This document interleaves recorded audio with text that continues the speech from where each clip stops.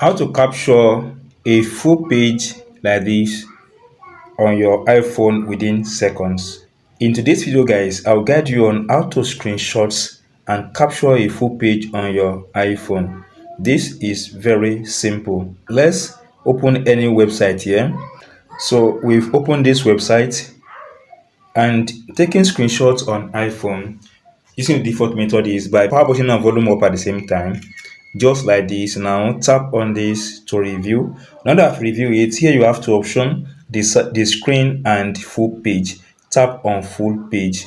Once tap on full page, now it comes up like this. Then put your finger here and drag down. You see the full page you screenshot here on this. Now go ahead and tap on this share button.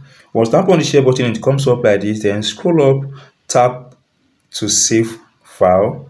Now once you tap to save file, it comes up like this. Locate the file you want to save it and know the specific place you are saving this project. Now tap on save. Once tap on save, then you can as well tap on this share button. Now you can share this with on social media, on anyone like this. Now to access the screenshot you saved, go to file on your device. File is an inbuilt apps, or you may need to install it on your device. Tap on it.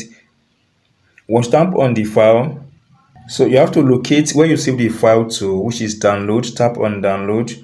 Now here is it. Let's tap on it and open it. You can see it here. Here is how it looks like. Now to open this, put your finger and expand like this. Now scroll up, scroll up. You can see that you've been able to save this on your phone without losing the quality.